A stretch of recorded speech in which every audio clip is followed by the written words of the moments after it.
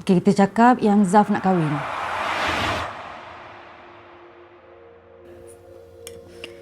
Makan, Tuan. Tak payah.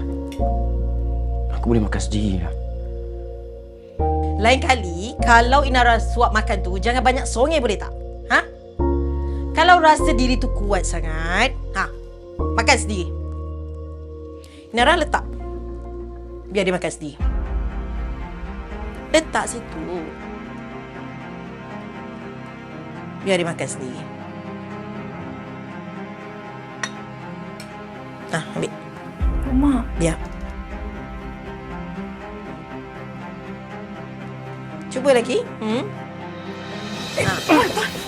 Mak.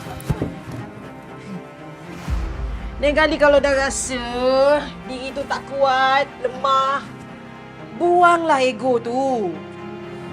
Minta maaf dengan Inara ni. Zafran minta maaf dengan Inara. Maaf. Tak apa. Makan,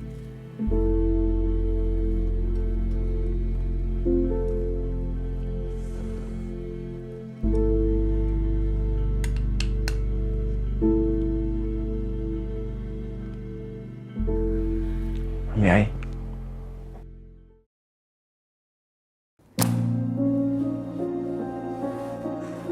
Everyone is getting suspicious.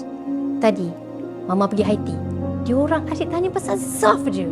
Investor pun dah start curious dah. Kalau benda ni bocor, Mama. Kalau macam tu, kita expose je lah perkara sebenar pada public. Settle. Mana boleh, Mak? If the public knows yang Zaf tu macam tu, habislah reputation family kita. Betul tu. Kita kena jaga imej company ni. Tapi kita tak boleh nak sembunyikan hal ni sebab lama-lama orang kat luar tu tahu juga. Habis tu, kita nak buat apa?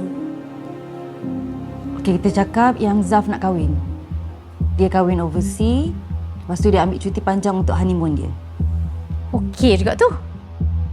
Kahwin dengan siapa? Benda tak ada, jangan direka-reka. Sheila. Apa kata kita cakap Zaf kahwin dengan Sheila? Mama boleh je jumpa Datin Tiara nak masuk Meminang. Ini lagi tak masuk akal. Nanti lagi ramai orang tahu. Datuk Hisham dengan Datin Tiara tu bukan calang-calang orang. Nanti lagi ramai orang tahu. Habis tu kita nak kahwinkan Zaf dengan siapa?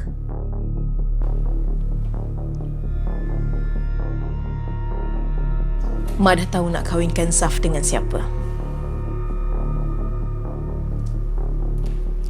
Inara.